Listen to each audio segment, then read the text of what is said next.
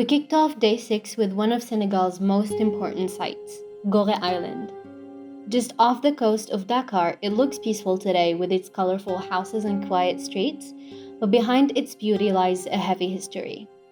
From the 18th to the 19th century, Gorée was a major hub for the Atlantic slave trade. Thousands of enslaved Africans passed through here, held in the infamous House of Slaves, before being shipped across the ocean. The door of no return became a haunting symbol of this journey. Unfortunately, the House of Slaves was closed when we went, and of course, it was a Monday, we didn't know that. But I do have some unusual footage from my sister and her friends when they visited before.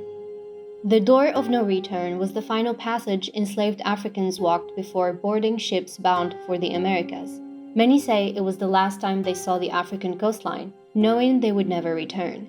Inside, men, women, and children were locked in cramped cells, often separated from their families forever. Conditions were brutal. Many didn't survive starvation, disease, and abuse. Their bodies were carried out by the guards under the French traders' orders and thrown into the ocean. Through the very same door that led others to slavery, it became a passage of no return for both the living and the dead. For centuries, this door symbolized despair, but today many see it as door of return. Descendants from across the world come here to reconnect with their roots, turning it into a symbol of resilience and remembrance. A few steps away stands the Church of Saint Charles Borromée, built in 1830 during the French colonial rule. It served settlers and the local Christian community. But while prayers echoed inside, enslaved Africans were locked in silence in the House of Slaves, forbidden to enter. Many had their own faith, Islam, Christianity, or African traditions, but here, their voices were silenced. The church still stands today, one of Senegal's oldest Catholic churches. Further north is Fort d'Estrées, once a French stronghold built to guard the coast. Its thick stone walls and cannons made it a key post during the colonial era. Today, the fort has a new purpose. It houses the Ifan History Museum, showcasing Senegal's story from prehistoric artifacts to the colonial period and the slave trade, given a wider context beyond the House of Slaves. Today, Gorée Island is a UNESCO World Heritage Site. People come here not only to remember its painful past, but also to celebrate resilience, culture, and art.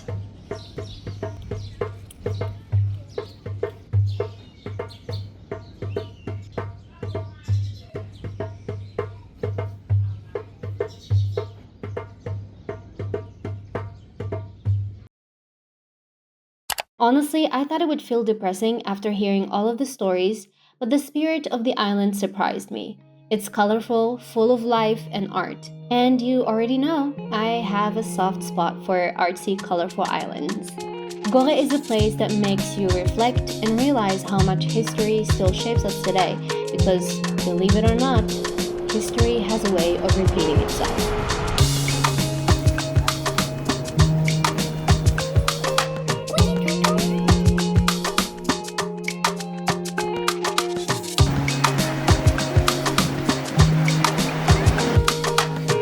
Bye-bye!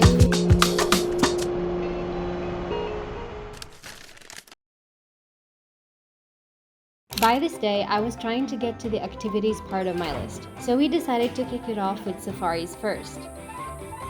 It would be almost a crime to go all the way to Africa and not see lions. We went to Bandia Safari. It's basically a ride in a protected vehicle and you go through lions. The guardians try to get the lions and lionesses to get on top of the vehicle or as close as possible. And y'all, I got some of the closest footage of these animals I could ever ask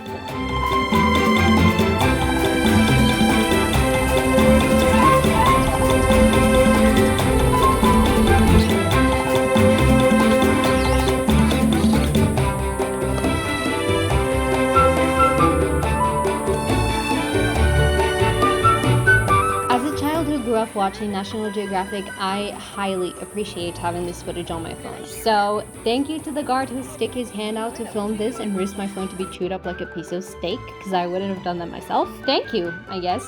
But jokes aside, everyone is actually banned from sticking their hand out, not even one finger, except for the guards. So you basically sit there and appreciate being in the presence of such powerful animals.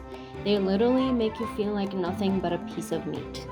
It's definitely one of the most humbling experiences I've ever had. Next up, we headed to La Saumon, which is a small town an hour away from Dakar, known for its lagoon resorts and the sacred tree of Baobab, which is what we went to see. But we decided to do it in the most fun way possible, a 2-hour quad ride in the fields.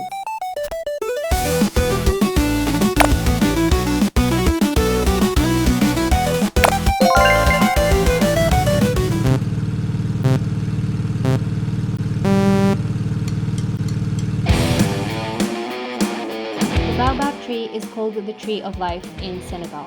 For centuries, people have gathered under its shade for meetings, prayers, and stories. Its fruit is used for food and medicine, and its trunk can store water during dry seasons. This tree can live for such a long time as well, and for Senegalese people, it's not just a tree, it's a symbol of community, survival, and strength.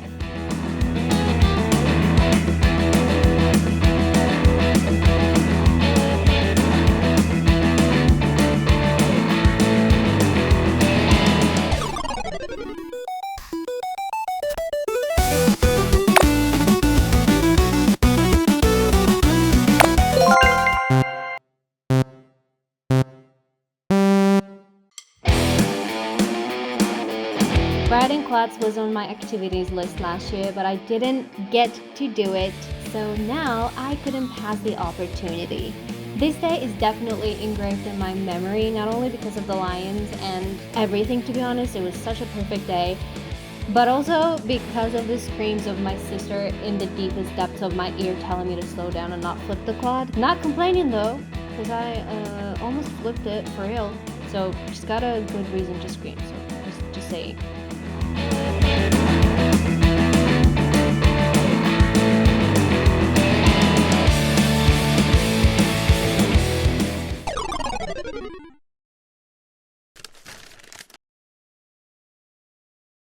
Let me tell you, this day was the most nerve-wracking so far, because we decided to do something I've always dreamed of doing in my entire life, which is diving.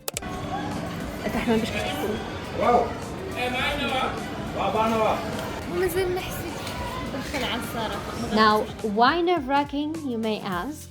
Well, let me tell you, I am not the best swimmer out there. I can't float, and I still don't know how to regulate my breathing in water. Put all of that together, and in my head, it sounded like a recipe for disaster. It's something that I've always wanted to do, yes, but also it was really intimidating for me. But I have to give it up for our instructor. He was patient, calm, and made sure we were fully ready before heading out. We got buckled up, hopped on the boat, and off we went to the diving area.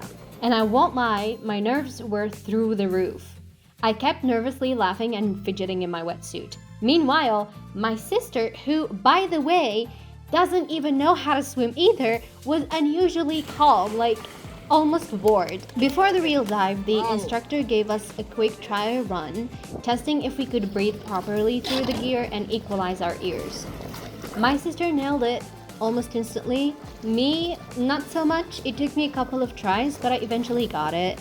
Because if you can't figure that out, you wouldn't be allowed to dive.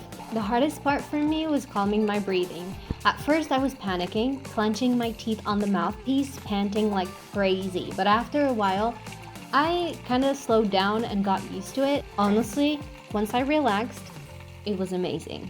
Absolutely breathtaking.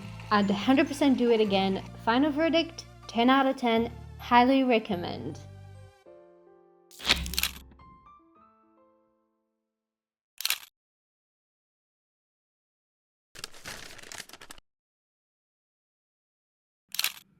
Last 2 days were much slower. I didn't do much. I wanted to relax before catching my flight. I spent some time shopping for souvenirs and, of course, making one last trip to the local market to grab my final pieces of those sweet Senegalese mangoes. My sister and I also went to the gym together and we tried an aqua bike session, which was actually so much fun. Though we weren't allowed to film inside, so I don't really have any footage to show for that. As the last day drew closer, I started to feel a mix of nerves and sadness. The trip has flown by so quickly, and it hit me that this adventure was coming to an end. As I packed my bags, I realized I wasn't just leaving a place, I was taking part of it with me. Senegal taught me to embrace simplicity, to find joy in connection, and to always make room for what truly matters. This trip was unexpectedly amazing and eye-opening, and I'm grateful that I got to share the beauty of it with everyone. So thank you for watching. This was my pause. This was Senegal.